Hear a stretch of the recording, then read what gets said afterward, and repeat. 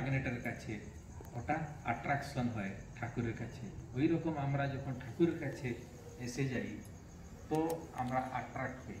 তখন ধীরে ধীরে ধীরে ধীরে যখন ওনাকে ভালোবাসতে শুরু করি, ধীরে ধীরে ধীরে ধীরে ওনার যে কথাগুলো আমাদেরকে ভালো লাগে, ওনার রাস্তায় চলতে আমাদেরকে খুশি লাগে, আর আমরা কাজগুলো ঠিক মতো করতে পারি।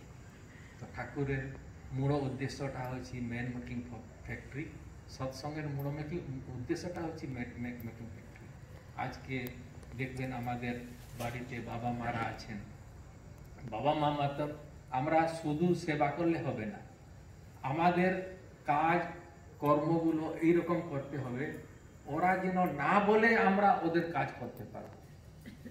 ওটাই হচ্ছে ঠাকুর ওই রকম চাইছেন। ঠাকুর বলছেন কি তোমরা আমাকে ঠাকুর বলবে কি বলবে না আমি ওটাতে দুঃখ পাই না, আমি চাই আমার মতো তোমরা, আমার নাম যেরকম ঠাকুর অনুকূলচন্দ্র সেরকম তোমরাও যেন ছোট ছোট একটা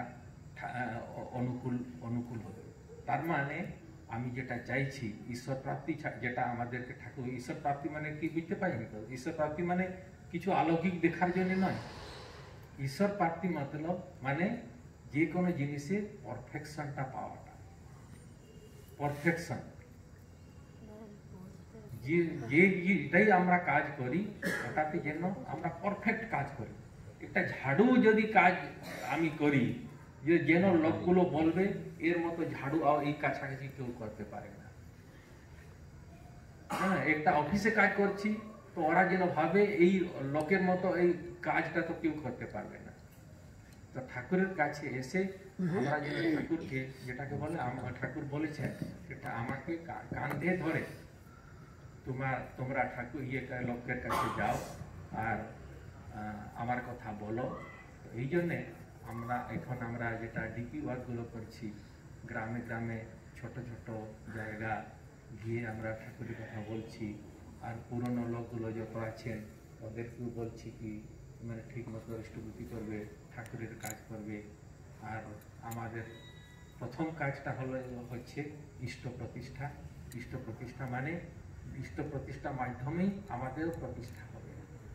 লক্ষ্যটা একটু ইষ্ট প্রতিষ্ঠা থাক, হয়ে যাবে আমাদের প্রতিষ্ঠা। এই জন্য আমাদের প্রতিষ্ঠার জন্য চিন্তা করতে হবে না, যদি আমরা ঠাকুরের কাজ করি আর ঠাকুরের রাস্তাতে চলি। আর বেশি কথা বলছি না, এখানে আমি আমার বক্তব্য শেষ করছি। বন্দে পুরুষোত্তম।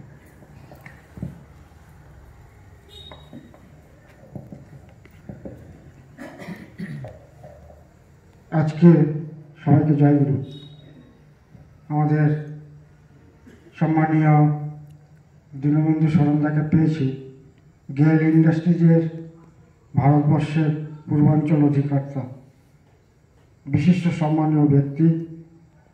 তাকে আজকে আমরা পেয়েছি এবং প্রিয় পরমের দীক্ষাদাতা কর্মী।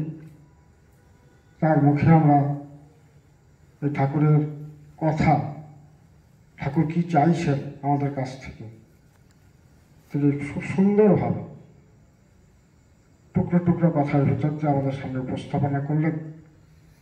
মন্ত্রমুগ্ধের মতন শুনছিলাম, কিন্তু আমার সময়ের সঙ্গে বাধা, তাই তারও সেই কর্মক্ষেত্রে ফিরতে হবে। তিনি বিশেষ কাজে, এই গেল ইন্ডাস্ট্রিজের বিশেষ কাজেই দুর্গাপুরে আসা। আজকে আমরা দক্ষিণ দুর্গাপুর সৎসঙ্গ মন্দিরে তাকে পেয়ে ঠাকুরের এই ছোট ছোট কথাগুলো একদম মর্ম উপলব্ধি করলাম। আর আগামী দিনে আমরা এইভাবে, আগামী দিন বলে কিছু হয় না, এখন থেকে আমরা সেই প্রিয় পরমকে নিয়ে সেইভাবে আমাদের জীবন চলে আমাদের প্রতিটি জীবনকে, আমাদের পরিবারকে সেইভাবে ঠাকুরমুখী করে তুলব। গত পরশুদিন পরম পূজ্যপাদ শ্রী আচার্যদেব এই কথাটাই তিনি আমাদের সামনে তুলে ধরেছিলেন। যারা দীক্ষাপত্র সমীক্ষা কার্যক্রমের সঙ্গে যুক্ত সেই সমস্ত ডিস্ট্রিক্টদের উদ্দেশ্যে তিনি বলছিলেন যে দীক্ষাপত্র সমীক্ষা কার্যক্রমের গতি কিন্তু অনেকটাই নিম্নমুখী। সার্বিকভাবে পশ্চিমবঙ্গে 8%-এর নিচে নেমে গেছে। এই গতিটাকে আবার বাড়াতে হবে। যেটা কিছু কিছু জেলায় 90% কাজ হয়েছিল, কোনো জেলায় 70%, 80% কাজ হয়েছিল। এই গত শ্রাবণ পরিক্রমা থেকে এই পর্যন্ত সেই দীক্ষাপত্র সমীক্ষা কার্যক্রমটা একটু ধীর গতিতে চলার জন্য এবং যে অ্যাপটার মাধ্যমে আমরা কাজ করতাম সেই অ্যাপটার পরিবর্তন করার জন্য দীর্ঘ সময় চলে গেছে। তাই আচার্যদেব বলছেন আবার উঠে পড়ে সবাইকে লাগতে হবে। মায়েদের উদ্দেশ্যে বলছেন, মায়েরা ঘরকন্যার কাজ করবেন, করে 1 ঘন্টা করে দীক্ষাপত্র সমীক্ষা কার্যক্রম করবেন। দিনের আলোতে বেরোবেন, দিনের আলোতে ঘর ফিরবেন, সন্ধ্যার আগে ঘরে ফিরবেন। বাড়িতে বয়স্ক মানুষরা আছে, সর্বোপরি ঠাকুর আছে, সেখানে সন্ধ্যা ধন্য দেওয়া, সন্ধ্যা প্রার্থনা করা। ইষ্টকর্ম করছে বলে ঘরের বৃদ্ধ বৃদ্ধা, শ্বশুর শাশুড়ি, বাবা মা আছেন, আমার গুরুজনরা আছেন, আর সর্বোপরি আমার ঠাকুর আছেন আমার ঘরে, তাকে যদি জীবন্ত মনে করি, আমার পরিবারের সদস্যকে মনে করি, তাহলে আমি সন্ধ্যার পরে বাইরের মায়েরা বাইরে থাকা ঠিক না। যে কর্ম করি না কোনো সন্ধ্যার ভিতরে আচার্যদেব বলছেন মায়েরা বাড়িতে ফিরে সন্ধ্যা ধন্য দেবেন, প্রার্থনা করবেন, পরিবারের সঙ্গে আবার মিলিত হবেন, তাদের সেবা শুশ্রূষার কাজে রত থাকবেন। এর ভিতর দিয়ে কিন্তু ঠাকুর খুশি হন। কারণ একটা বিবাহিত মেয়ের পরম গুরু হচ্ছে তার শ্বশুর শাশুড়ি। এই শ্বশুর শাশুড়িকে বাদ দিয়ে ঠাকুরকে খুশি করা যায় না। কেন? তোমার স্বামী দেবতাকে পেয়েছো সেই শ্বশুর শাশুড়ির ভিতর দিয়ে। অর্থাৎ তাদেরকে খুশিতে রাখতে হবে। তারা তোমাকে যদি ভৎসনাও করে তাহলেও তোমাকে তোমার কর্ম থেকে কিন্তু সরে গেলে তোমাকে হবে না। আচার্যদেব সেটাই চাইছে মায়েদের। ছাত্রছাত্রীদের বলছে পড়াশোনার ফাঁকে ফাঁকে যতটুকু সময় পাবে ততটুকু তারা দীক্ষাপত্র সমীক্ষা কার্যক্রম করতে। আর যাদের মোটামুটি সময় আছে তারা তো করবেই, এবং পাঞ্জাধারী কর্মীদের প্রত্যেককে কিন্তু এই কাজের সঙ্গে যুক্ত হতে হবে। সার্বিকভাবে 3 নম্বর ফেজ অলরেডি বেরিয়ে গেছে। সেই ফেজে অবিনবাবু পাঠিয়ে দিয়েছেন 3 নম্বর ফেজ গত 1 জুন। সেই জুনের ভিতর দিয়ে 1 জুনের ভিতর আমরা সেই টাকাগুলো পেয়েছি। প্রতিটা পিনকোড ধরে ধরে পাঠিয়ে দেওয়া হয়েছে। সেই পিনকোড ধরে ধরে আমরা সেই কাজগুলো করব। মায়েরা বা ছাত্র যুব সমাজ যারা আছে তারা সমস্ত যেভাবে ডিপি ওয়ার্ক করছিল তাদের নতুন করে কিছু বলার নাই। তারা এসে স্থানীয় ফিল্ড ওয়ার্কার যারা আছে তাদের হাতে সেই সমস্ত টাকাগুলো তুলে দেবে। তারা এবং তাদের সঙ্গে যোগাযোগ করবে। ডিফল্টার লিস্ট যেগুলো হয়ে গেছে, বহু ডিফল্টার, পশ্চিমবঙ্গে 4.5 লক্ষের উপরে ডিফল্টার লিস্ট ছিল, সেটা বাড়তে বাড়তে এখন 6 লাখের কাছে চলে গেছে।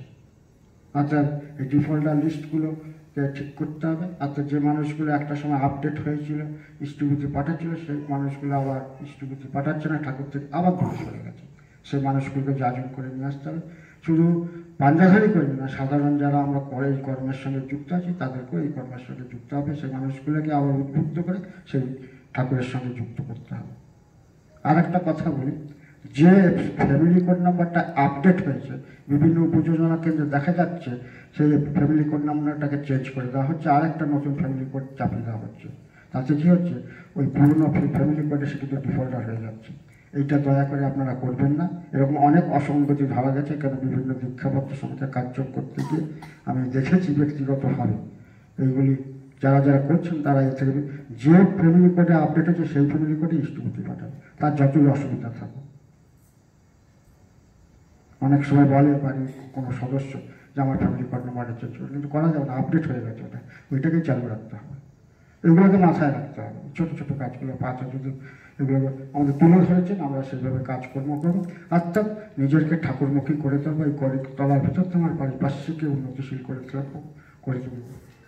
আগে নিজে যাজনশীল না হয়, অপরকে যাজন করা যায়। আগে নিজেকে যজনশীল করবো, আমার পরিবারকে করবো। যেটা আমার ছোট্ট দীনবন্ধুদা তার প্রতিষ্ঠিত প্রসঙ্গের ভিতর দিয়ে তুলে ধরার চেষ্টা করেছেন ছোট্ট ছোট্ট ভাষায়। আর আগামী মঙ্গলবার এখানে সৎসঙ্গ দিচ্ছেন, আগে ঘোষণা করি। সুপ্রভাত মণ্ডল ও দীপালি মণ্ডল মা, সুপ্রভাত মণ্ডল দাদা এবং দীপালি মণ্ডল মা শরৎপল্লী, আগামী মঙ্গলবার 10ই নভেম্বর মন্দিরে তিনি সৎসঙ্গের আয়োজন করেছেন, উনি ঘোষণা করে দিতে বলেছেন, সিকিউরিটির কাছে এই তথ্য দিয়ে গেছিলেন। আমরা এখানে শেষ করি। বন্দে পুরুষোত্তমম, বন্দে পুরুষোত্তমম, বন্দে পুরুষোত্তমম, বন্দে পুরুষোত্তমম, বন্দে পুরুষোত্তমম, বন্দে পুরুষোত্তমম। ঠাকুর जी की परम प्रेमनाय श्री ठाकुर अनुकूल चंद्र जी की परम प्रेमनाय श्री ठाकुर अनुकूल चंद्र जी की परमाराध्या जगत जननी श्री श्री वर्मा की परमाराध्या जगत जननी श्री श्री वर्मा की परमाराध्या जगत जननी श्री श्री वर्मा की परम पूज्यपाद श्री श्री वर्मा की परम पूज्यपाद श्री श्री वर्मा की परम पूज्यपाद श्री श्री वर्मा की परम पूज्यपाद श्री आचार्य देव की परम पूज्यपाद श्री आचार्य देव की परम पूज्यपाद श्री आचार्य देव की सात संग की सात संग की सात संग की वंदे पुरुषोत्तमम, वंदे पुरुषोत्तमम। वंदे राज्य बच्चे, वंदे राज्य वर्गाय, वंदे अहं कृष्ण देवताय, वंदे पुरुषोत्तमम, वंदे पुरुषोत्तमम, वंदे पुरुषोत्तमम, परम प्रेमनाय श्री ठाकुर अनुकूल चंद्र जी की जय। জয় গুরু। সবাইকে এখানে সৎসঙ্গ শেষ হলো।